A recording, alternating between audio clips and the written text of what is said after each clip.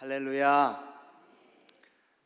저는 오늘부터 이번 주 그리고 그 다음 주까지 3주에 걸쳐서 수요 예배 때 이 사도행전 12장을 시리즈로 제가 좀 설교를 하려고 합니다.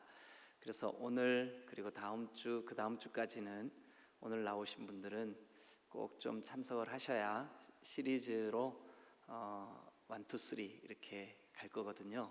그러니까 여러분 영화도 람보 1, 람보 2, 람보 3 있듯이 제가 말씀을 이 사도행전 12장을 가지고 이렇게 시리즈로 할 테니까 여러분 좀 집중해서 같이 함께 말씀 가운데로 나와 주시면 좋겠습니다. 여러분 이 사도행전은 교회가 시작된 역사입니다. 그래서 이 사도행전을 성서학자들은 역사서로 분류합니다. 우리가 역사를 알아야 되는 이유 중에 가장 중요한 이유는 역사는 말 그대로 교훈이 되기 때문에 그렇습니다. 만약 우리가 처음 교회가 시작될 때의 교회의 모습을 잃어버리면 우리는 역사를 잃어버리는 사람들이 됩니다. 그래서 이 사도행전을 오늘날 한국 교회가 다시 한번 사도행전적인 교회, 사도행전을 닮은 교회, 사도행전이 추구하는 신앙의 모습을 그대로 답습하는 교회, 사도행전의 성령의 역사를 사모하는 교회, 사도행전적인 교회가 되는 것이 굉장히 중요합니다. 그런데 제가 오늘 이 사도행전 12장을 여러분들에게 시리즈로 설교를 시작하기 전에 먼저 인류에게 처음 교회가 시작될 때 교회의 모습 중에 한 부분을 좀 소개를 하고 이 본문을 함께 좀 가보면 좋겠습니다. 일단 여러분 12장을 이렇게 손으로 끼워 놓으시고 사도행전 1장을 한번 가보세요. 사도행전 1장. 자, 사도행전 1장부터 사도행전 10장까지 이방인에게 복음이 전해지는 사도행전 10장까지를 초대교회라고 합니다. 초대교회. 물론 성경에 기록이 다 안 돼 있지만 초대교회, 그러니까 초대교회, 초대 대통령. 그러면 이제 처음 대통령을 초대 대통령 그러잖아요. 그럼 초대교회, 그러면 어떤 교회를 초대교회라 그럴까요? 처음 교회, 처음 시작된 교회, 처음 교회를 초대교회라 그래요. 그러면 초대교회의 모습이 1장부터 이렇게 쭉 소개되고 있습니다. 그러면 그 초대교회의 모습 가운데 한 장면을 여러분들에게 소개를 하겠습니다. 자, 일단 여러분 12절 한번 가봅니다. 제자들이 감람원이라 하는 산으로부터 예루살렘으로 돌아오니, 언제 돌아왔냐 하면 예수님이 십자가에 죽으셨다가 3일 만에 살아나셨습니다. 그래서 제자들에게 나타나셔서 못 박혔던 손도 보여주시고 창에 찔렸던 옆구리도 보여주시고 제자들과 함께 계셨어요. 며칠 동안을 계셨느냐? 3절을 한번 가봅니다. 1장 3절. 그가 고난받으신 후에 또한 그들에게 확실한 많은 증거로 친히 살아계심을 나타나사 며칠 동안 그들에게 보이셨을까요? 40일 동안 부활하신 모습을 보여주셨어요. 그 부활하신 모습을 보여주시는 동안 예수님이 제자들에게 가르쳤던 말씀의 주제가 뭐냐 하면 하나님 나라예요. 하나님 나라. 하나님 나라의 일을 말씀하시니라. 그 초대교회 성도들이 제일 중점적으로 들었던 메시지가 뭐냐? 하나님의 나라. 그런데 그 예수님이 40일 동안 이 제자들과 함께 계시다가 감람원이라고 하는 산에서 제자들이 보는 가운데 하늘로 들리어 올라가셨어요.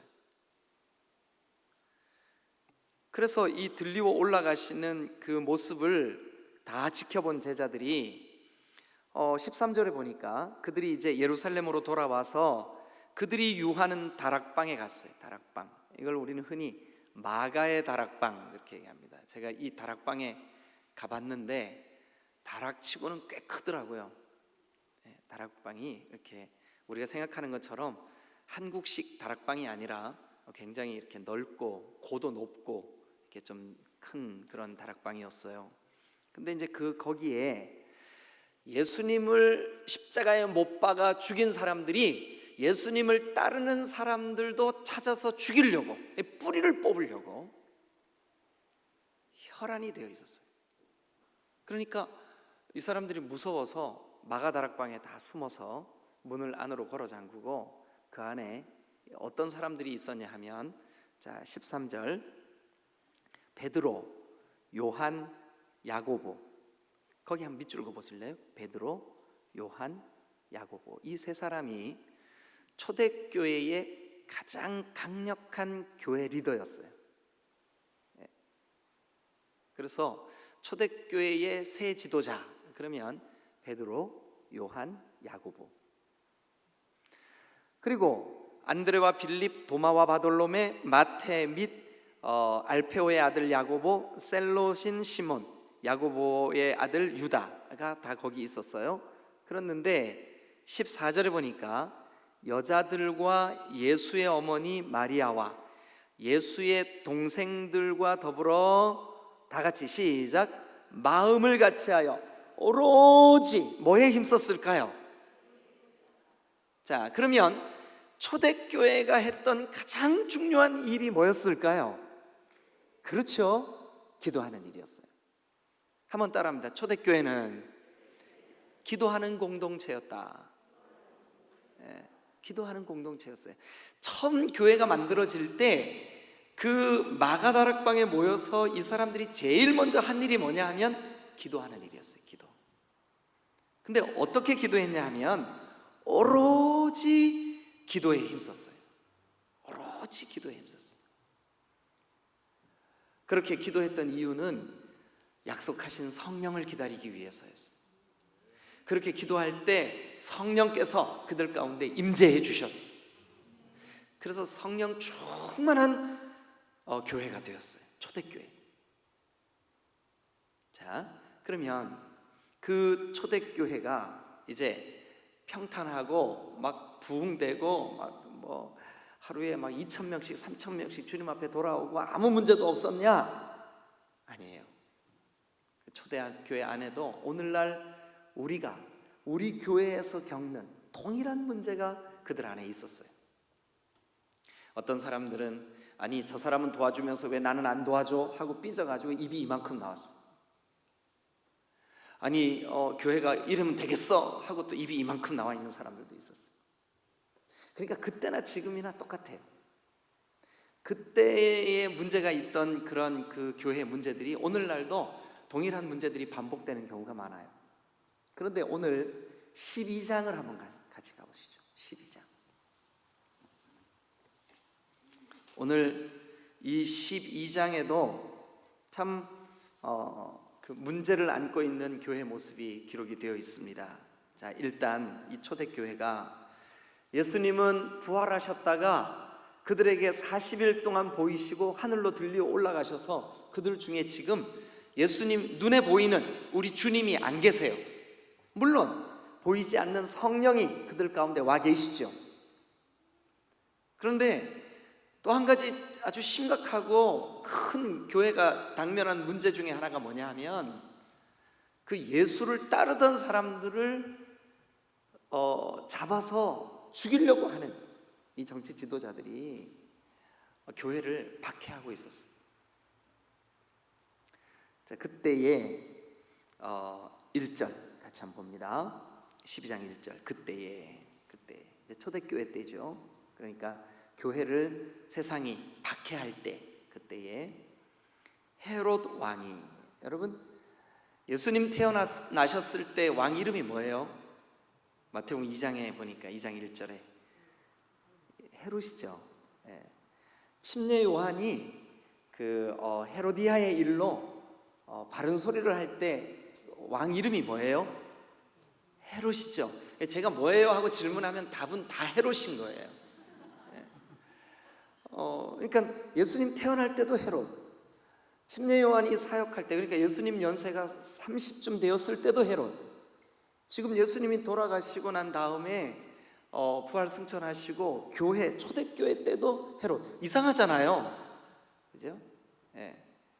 헤롯 이야기를 짧게 간단하게만 좀 드려. 나중에 제가 아마 이 헤롯에 대한 설교를 할 기회가 있을 거예요. 그때 자세히 말씀드리고 간단하게 여러분 이해를 돕기 위해서, 여러분 이 헤롯이라고 하는 그 이름으로 성경에 여러 사람이 등장을 해요.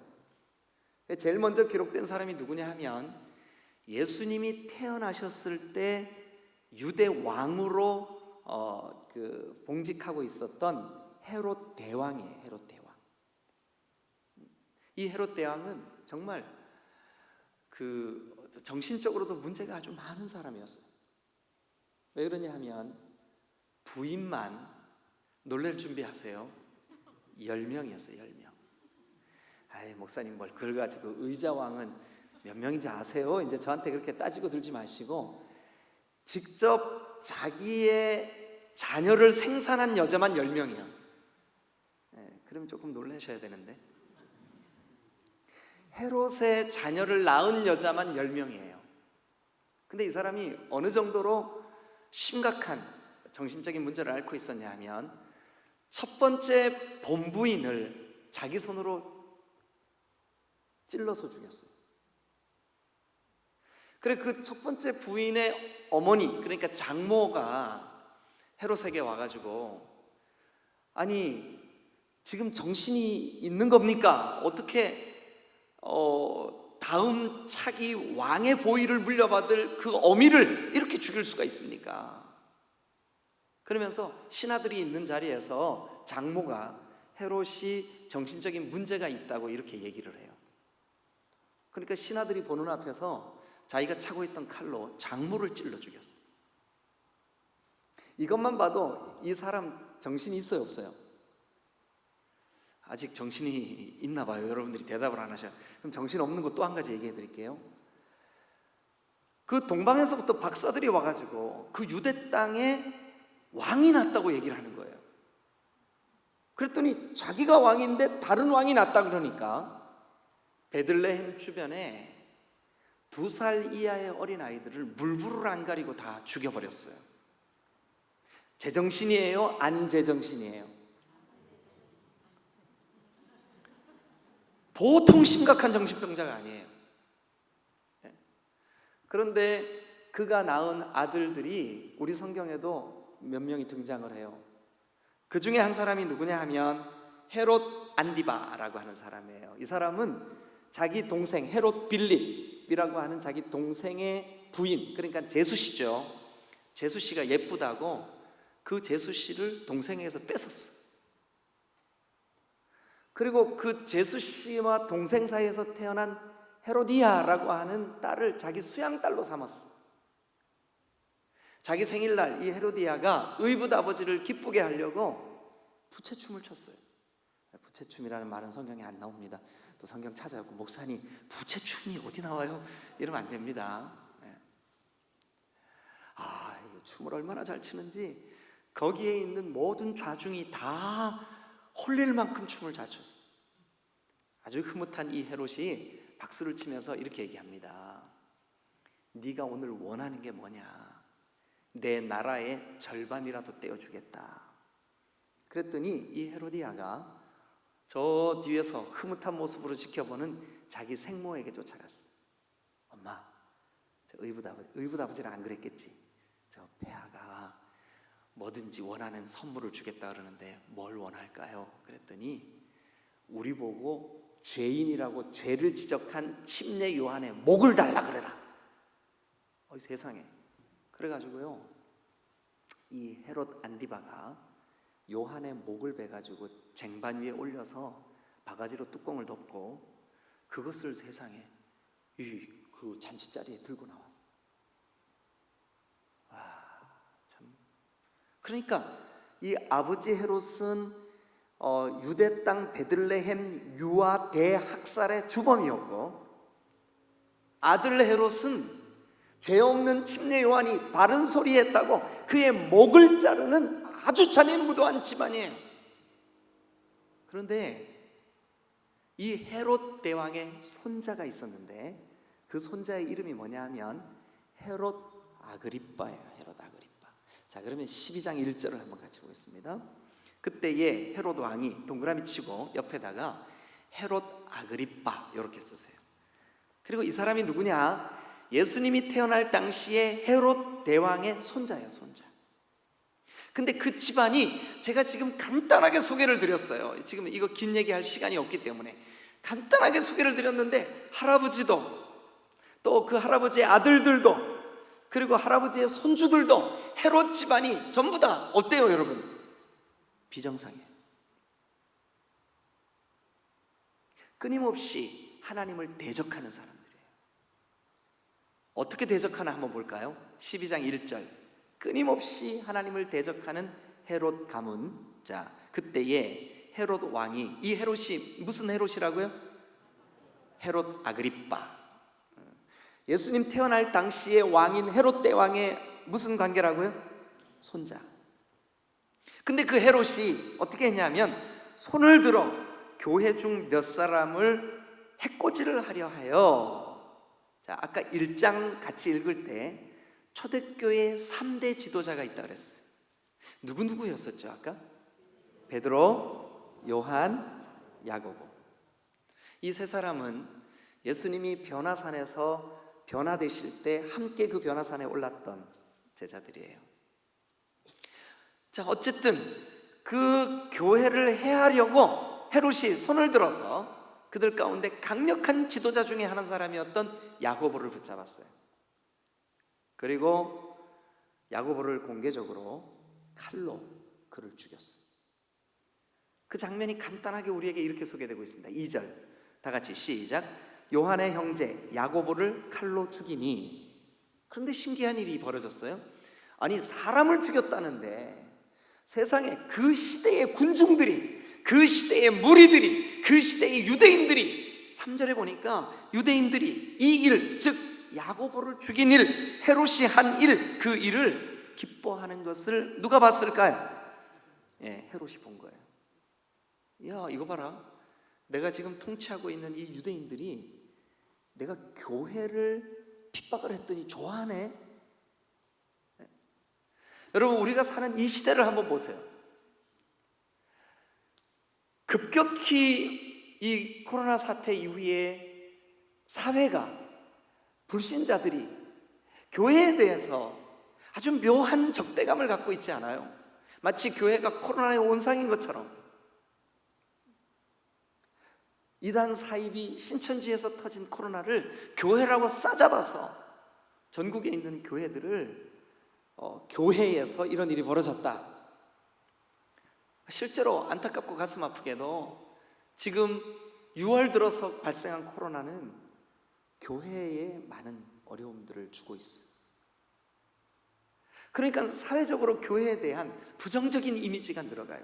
그런데 여러분, 이때 이 초대교회 때는 어느 정도로 심각했냐 하면 헤롯이 교회 지도자 몇 사람을 해하려고 그 중에 야고보를 붙잡아서 그를 칼로 죽였더니 세상에 그 사회가 다 좋아하는 거예요. 유대인들이 이 일을 기뻐하는 것을 헤롯이 보고, 그래? 그러면 이 야고보와 함께 강력한 교회 지도자를 하나 더 죽여야 되겠구나. 누구를 찍었을까요? 베드로예요, 베드로. 그래서 여러분 한번 4절 봅니다. 3절 끝에 볼게요. 베드로도 잡으려 할세 때는 무교절 기간이라 잡음에. 그러니까 누구를 붙잡았어요? 베드로를 붙잡았어. 그래가지고 베드로를 어떻게 했어요? 옥에 가뒀어요. 감옥에 베드로를 가뒀을 뿐만 아니라 군인을 몇 명씩, 4명씩, 몇 패에, 4패에, 그러니까 4명씩 4패니까 4 곱하기 4는, 그러니까 베드로 한 사람 지키려고 16명이 보초를 세운 거예요. 16명의 보초를 세운 거예요. 감옥을 꽁꽁 지켰어. 그래서 6월절 후에 백성들 앞에 끌어내고자 하더라. 백성들 앞에 끌어내는 이유가 뭐냐 하면 야고보처럼 죽이려고. 자, 얼마나 심각한 문제입니까? 교회가 지금 이 위기의 상황, 교회가 지금 정말 어떻게 감당해야 될지 모르는 이 엄청난 상황 속에 교회가 어떻게 했을까요? 5절 다 같이 읽어주세요. 시작. 이에 베드로는 옥에 갇혔고 교회는 그를 위하여 간절히 하나님께 기도하더라. 한 번 더. 교회는 시작. 교회는 그를 위하여 간절히 하나님께 기도하더라. 할렐루야. 위기가 닥쳐왔습니다. 교회를 공격하는 저 세속이 교회를 향하여 무자비한 칼을 휘두릅니다. 교회가 협박을 받고 있습니다. 교회에게 핍박이 닥쳐왔습니다. 그때 교회가 한 일이 뭘까요? 기도입니다. 기도입니다. 그래서 저는 오늘과 그리고 다음 주 수요일, 그 다음 주 수요일까지 한 번만 따라해 주세요. 교회가 기도할 때, 교회가 기도할 때 어떤 일이 벌어질까? 교회가 기도할 때 어떤 역사가 있을까? 교회가 기도할 때 어떤 놀라운 일들이 우리 가운데 주어질까? 자, 여러분, 결론을 먼저 말씀드리고 이 이야기들을 한번 풀어나가면 좋겠습니다. 결론을 말씀드리겠습니다. 12장 마지막 절로 한번 가보세요. 마지막 부분에 가면 23절, 24절 같이 한번 읽겠습니다. 사도행전 12장 23절, 24절 시작. 헤롯이 영광을 하나님께 돌리지 아니하므로 주의 사자가 곧 친히 벌레에게 먹혀 죽으니라. 여러분, 이게 무슨 뜻이냐 하면 아마 이 헤롯의 뇌에 벌레가 생겼던 것 같아요. 그래서 헤롯이 충에 그러니까 벌레가 갉아먹어서 죽어버렸어요. 반면 헤롯이 박해하고 헤롯이 지도자들을 잡아 죽이고 헤롯이 그토록 미워하고 경멸했던 교회는 어떻게 됐을까요? 교회는 어떻게 됐을까요? 24절 다 같이 시작. 하나님의 말씀은 흥왕하여 더하더라. 그러니까 교회는 지금 어떤 일이 벌어졌을까요? 하나님의 말씀이 흥왕해졌어요. 하나님의 말씀이 점점 더해졌어요. 믿는 자들의 수가 점점 더해졌어요. 하나님의 말씀이 강력해졌어요. 믿으시면 아멘. 그럼 뭐 할 때요? 뭐 할 때?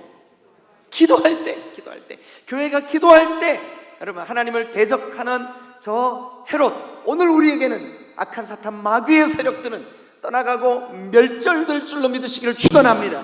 반면 하나님의 기뻐하는 하나님의 일, 하나님의 말씀, 하나님께서 기뻐하시는 일들은 날로 흥왕케 될 줄로 믿습니다. 뭐 할 때요?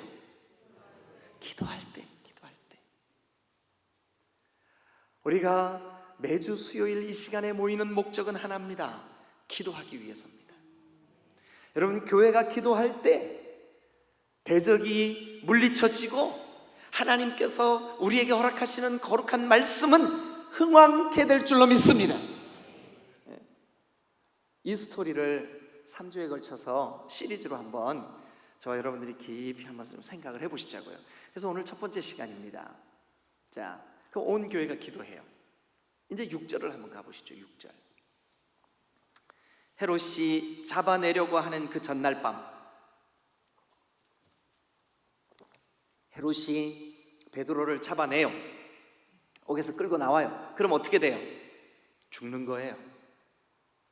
그러니까 베드로가 죽임을 당하기 바로 그 전날 밤, 여기 우리 성경에는 헤롯이 잡아내려고 하는 그 전날 밤에 베드로가 두 군인 틈에서 쇠사슬에 매여 누워 자는데 파수꾼들이 문 밖에서 옥을 지키더니 호련히 주의 사자가 나타나매 옥중에 광채가 빛나며 또 베드로의 옆구리를 쳐 깨워 이르되 일어나라, 일어나라. 자, 여기까지. 오늘은 여기까지 이 이야기를 통해서 사랑하는 여러분, 우리가 지금 초대교회도 위기의 상황이 그들에게 닥쳐왔을 때 그들이 기도했다고 우리에게 증언하고 있습니다. 한 번만 더 따라합시다.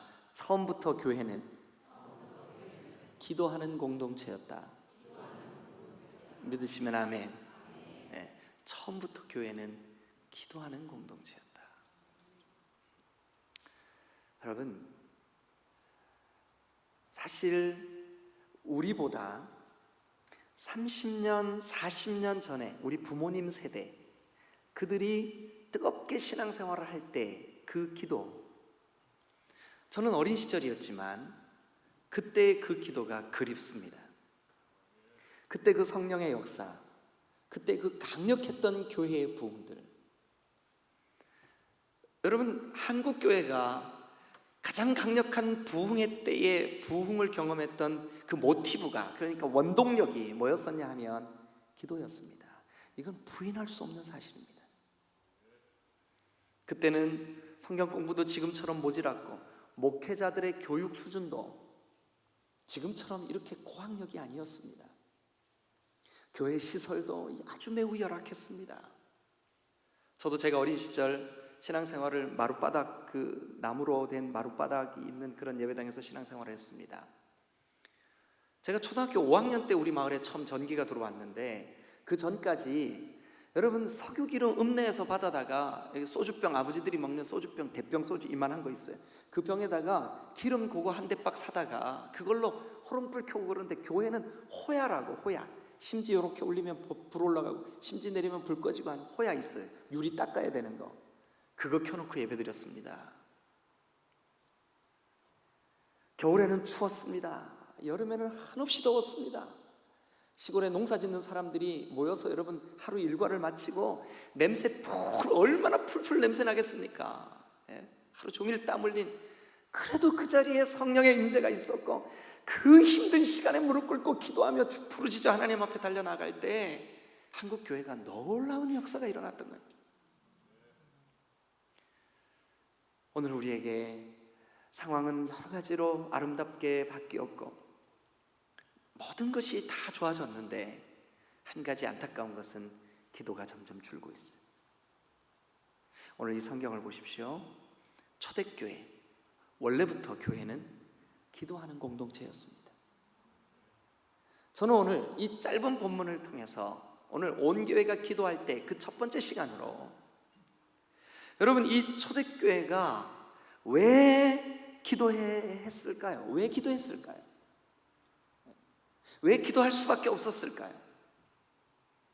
첫 번째 이유는 12장 1절이 그것을 증언합니다. 그때에 헤로드 왕이 손을 들어 교회 중에서 몇 사람을 해하려 하여, 여기는 헤롯으로 대변되고 있지만 오고 가는 모든 세대는 끊임없이 영적인 전쟁을 치러야 합니다.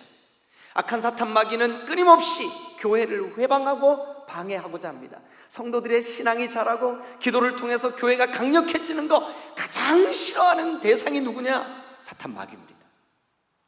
그런데 여러분 이 시대는, 이 성경에 기록된 이 시대는 헤롯이라고 하는 사람을 통해서 사탄이 역사했지만 오늘 이 시대에는 형태를 달리한 여러 가지 모양의 사탄이 우리의 기도를 방해합니다. 어떻게 해서든지 기도 못하게 합니다. 여러분, 그러므로 우리는 끝없는 사탄의 공격이 있기 때문에 기도해야 됩니다. 기도해야 됩니다.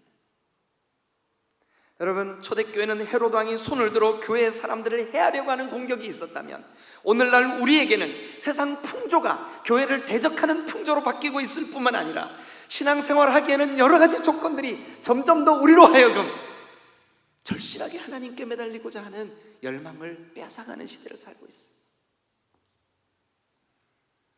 끝없는 사탄의 공격, 사랑하는 여러분, 끝없는 사탄의 공격이 있기 때문에 우리는 기도해야 됩니다. 사사시대, 영적으로 완전히 무너진 시대, 사람들이 각기 자기 소견에 옳은 대로 행하던 시대, 하나님의 말씀의 기준이 없어진 시대, 그때 저 에브라임 산지에 아주 시골에 엘가나라고 하는 사람이 살고 있었습니다. 그의 첫 번째 부인 이름은 한나. 하나님께서 그 시대를 좀 바꾸셔야 될 텐데 누구를 통해서 바꿔야 될까? 사람을 찾고 계셨어요, 하나님께서. 그런데 그 엘가나의 부인 한나가 아기를 못 갖는 거예요.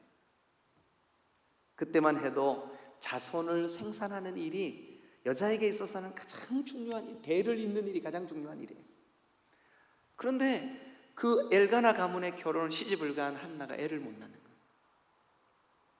그래서 할 수 없이 이 엘가나는 사랑하는 아내의 동의를 얻어서 둘째 부인을 얻었습니다. 그 둘째 부인의 이름이 분인나. 그 이름을 잘 지어야 됩니다. 분인나를 빨리 발음하면 분나. 이 분이나 내고 그러면 안 돼. 이름을 잘 지어야 돼. 이 임성도 얼마나 이름 좋습니까? 근데 이 분인나가 세상에 엘가나와 결혼하자마자 애를 낳는 거예요. 그러니까 이 분인나가 밥만 먹으면 한나 보는 앞에서 애를 막 물고 뜯고 빨고 막 그러면서 아이고 세상에 애도 못 낳는 여자도 있단다. 애 앞에서 분인나가. 그래서 성경에 보면 그 장면을 이렇게 말합니다. 분인나가 한나를 날마다 격동케 하여 마음 상하게 했어요. 격동케 했어요. 그때 이 한나는 자기의 아픔, 상대가 나를 격동케 하는 이 대적, 그 문제를 가지고 함께 맞짱 서서 대적하고 분을 낸 게 아니라 그는 기도의 자리로 갔습니다. 성전으로 올라갔습니다. 기도의 자리에서 하나님 앞에 부르짖어 기도했습니다. 그 기도가 쌓이고 쌓이고, 그 기도가 성숙되고 성숙되고, 그 기도가 하나님 앞에 상달되고 상달되고, 결국 그 여인의 가냘픈 기도의 결과물이 뭐냐면 그 시대를 바꾸는 영적인 강력한 사무엘이 거기서 태어난 거예요. 하나님은 그때까지 기다리신 거예요. 누가 기도로 강력한 이 시대의 변화를 주도할 수 있는 사람을 생산할 수 있을까? 한나였어요. 한나가 인간적인 관점에서 볼 때는 아픔이었고 불인나의 대적함이 상처였고 고통이었지만, 하나님의 입장에서 볼 때는 그 고통의 크기만큼 무릎을 꿇고 하나님의 이름을 부르고 하나님의 도우심을 구하고 하나님 앞에 간절히 간구하는 그 한나의 기도가 쌓이고 쌓이고 하나님 앞에 올려지고 올려지고, 결국 그런 어머니에게서 그 시대, 사사의 시대, 각기 자기의 소견대로 행하는 말씀이 무너진 시대, 그 시대를 다시 회복시키는 도구로 쓸 수 있었던 거예요. 여러분, 그렇습니다. 한나처럼 우리를 대적하는 여러 가지 시대의 풍조들이나 여러분들의 마음을 아프게 하는 여러 가지 대적들을 여러분 우리가 기억하십시오. 사탄은 끊임없이 우리를 공격할 겁니다. 그래서 우리는 사탄을 대적할 수 있는 유일한 무기, 기도해야만 합니다. 초대교회가 그랬으니까. 초대교회가 그랬습니다. 끊임없는 대적자의 공격을 이길 유일한 수단은 기도입니다. 두 번째, 왜 우리가 기도해야 할까요? 첫 번째는 끊임없는 사탄의 공격이 있기 때문이라면, 두 번째는 여러분 우리 이 두 번째 주제를 함께 보기 위해서, 자 5절 끝에 한번 봅니다. 교회는 그를 위하여 간절히 하나님께 기도하더라. 교회는 그를 위하여 간절히 기도하더라. 그리고 7절로 한번 가보세요. 7절로. 호련히 누가 나타났어요? 주의 사자가, 천사의 천사, 하나님이 보내신 천사.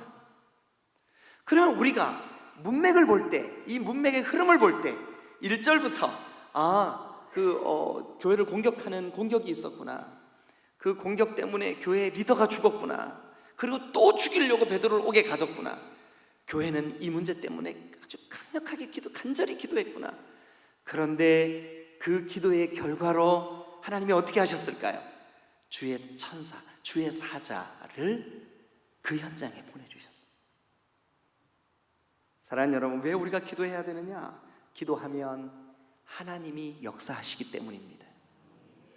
기도하면 하나님이 주의 천사를 보내주시기 때문입니다. 기도하면 하나님이 그 문제를 직접 해결해 주시기 때문에 그렇습니다. 오늘 밤 우리도 하나님, 기도할 때 역사해 주옵소서, 앞서 일하여 주옵소서. 사랑하는 여러분, 기도하는 사람에게 하나님 천사를 보내주시는 귀한 장면이 오늘 이 성경 본문이 우리에게 소개하고 있습니다. 왜 기도해야 되는 줄 아십니까? 기도할 때 하나님이 역사하시기 때문에 그래요. 천사를 보내시든지 직접 우리의 심령을 변화시켜 주시든지 우리 가운데 응답하시든지 역사하실 줄로 믿습니다. 할렐루야, 할렐루야. 시간이 없지만 한 가지 이야기를 들려드리고, 제가 아주 좋아하는 친구 목사님 중에 요 가까이서 목회하는 나 목사님이라는 분이 있어요. 이분이 나상진 목사님인데, 이 친구한테 전화를 걸면 이렇게 대답해. 나 목사입니다. 이렇게 전화를 받아요. 웃으라고 한 소리인데, 이제 성이 나시니까 나 목사입니다. 이렇게 전화를 받아요. 그러면 이제 제가 이렇게 대답을 해요. 나도 목사요. 근데 그 나 목사님에게는 나은총이라고 하는 아이가 있어요. 아들이 제일 맞인데, 이 나은총이 지금은 이제 뭐 군에 갔다 와서 27살 청년이 됐는데, 그 아이가 군에 입대하려고 영장을 받아놓고 날짜를 기다리던 어느 날, 이 은총이가 엄마 아빠한테 이러는 거예요. 엄마, 아빠, 친구들이랑 군에 가기 전에 스키장에 한번 놀러 가기로 했어요. 야 이놈아, 너 스키도 못하는데 어떻게 하려고? 아유, 그래도 할 수 있어요. 조심하고 잘 놀다 와라. 군에 가기 전이니까. 그래서 이제 그 아이를 스키장에 놀러 가는데 허락을 했어요. 근데 그날 스키장에 이 아들이 놀러 간 그날, 사모님이 그 교회 안에 사택이 있거든요. 그래서 그 사택에서 이제 무슨 뭐를 해도 손에 안 잡히는 거예요. 그날 일이 괜히 마음이 불안한 거예요.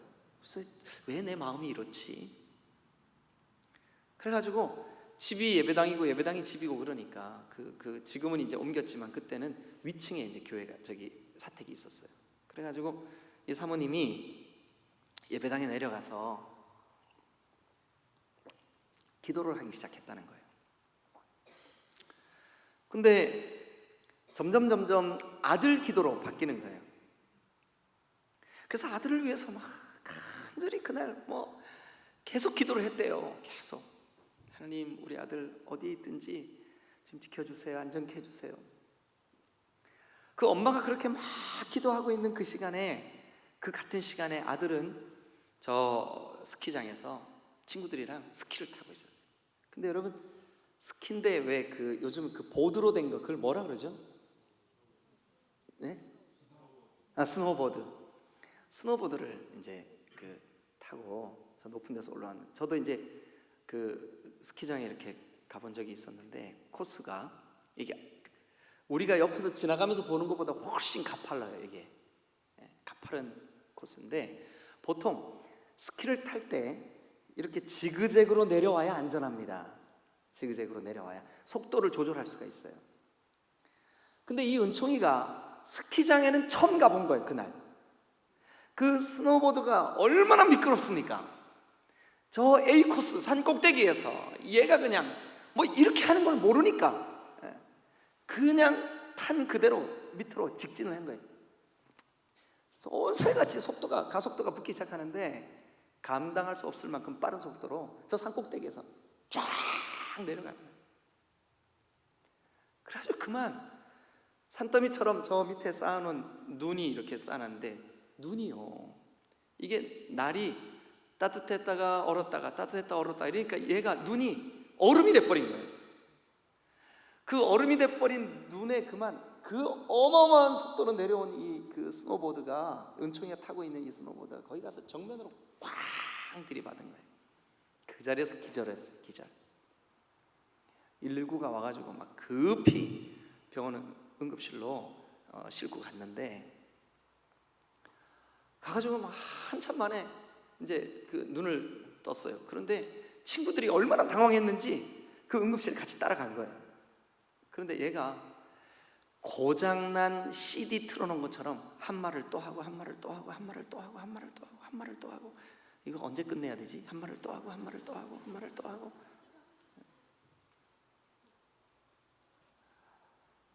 여러분, 아빠가 그때 선교 때문에 외국에 나가 있었어요. 엄마는 지금 기도하고 있고, 어떻게 하다가 전화 연결이 됐는데, 나은총 어머니시죠? 애가 지금 응급실에 왔는데 심상치 않습니다. 빨리 좀 와보셔야 되겠습니다. 얼마나 놀랐겠어요. 근데 여러분, 어떻게 됐는지 아세요? 머리털 하나 안 상했어요. 뇌를 심하게 다친 줄 알았더니 정밀 검사를 했는데 금 하나 안 간 거예요. 엊그제 그 남목사님을 만났어요. 저 그간증 한 10번은 들었거든요. 근데 또 하는 거예요. 그렇습니다, 여러분. 그럴 수밖에 없지요. 여러분, 기도하면 하나님 역사하십니다. 기도하면 그 교회에 닥친 이 어마어마한 여러분 최고의 지도자인 베드로가 지금 날이 밝으면 옷 밖으로 끌어내 죽임을 당할 그 전날 밤이에요. 그 절체절명의 위기 속에 하나님이 주의 사자를, 천사를 보내가지고 그 위험을 막아주시는 줄로 믿습니다. 오늘 우리도 마찬가지입니다. 우리가 왜 기도해야 됩니까? 기도할 때 하나님 역사하시기 때문입니다. 여러분, 우리 교회가 영적으로 새로운 부흥을 경험하고 우리 교회가 이 시대에 이 정말 죄로 관영한 이 시대를 깨어서 하나님 앞에 몸부림치며 살아있는 교회로 아버지 하나님 기뻐하시는 교회로 우뚝 서기 위해서 지금 우리가 이렇게 있을 때가 아닙니다. 기도해야 될 때인 줄로 믿습니다. 기도할 때 하나님이 일하십니다. 기도할 때 하나님 천사를 보내십니다. 기도할 때 하나님 역사하십니다. 그 온 교회가 기도하고 있을 때 호련히 주의 사자가 그 감옥 안에 나타난 거예요. 여러분, 왜 기도해야 될까요? 지금도 사탄 마귀가 우는 사자처럼 두루다니며 삼킬 만한 자들을 찾고 있기 때문에, 지금도 사탄의 공격이 계속되고 있기 때문에 기도해야 됩니다. 왜 기도해야 될까요? 여러분, 기도하면 하나님이 역사하시기 때문입니다. 지금 기도해야 될 때입니다. 다음 이야기는 다음 주 수요일 날 제가 온 교회가 기도할 때 2 다음 주에 하겠습니다. 어쨌든 오늘 우리 이 말씀을 기억하면서 그렇구나, 지금 우리가 기도해야 될 때구나. 하나님 앞에 기도하면 우리 가정이나 우리 개인이나 자녀나 교회나 우리 나라나 이 대전시나 하나님께서 이 땅을 고쳐주시는구나, 우리에게 역사하시는구나, 악한 사탄 마귀의 계략이 붕괴되는구나, 그들의 계략이, 그들의 그들이 교회를 공격하려고 하는 모든 계획이 백지화되는구나. 사랑하는 여러분, 왜 교회 기도해야 되느냐? 사탄이 공격하기 때문에. 왜 기도해야 되느냐? 기도하면 하나님 역사하시니까. 할렐루야.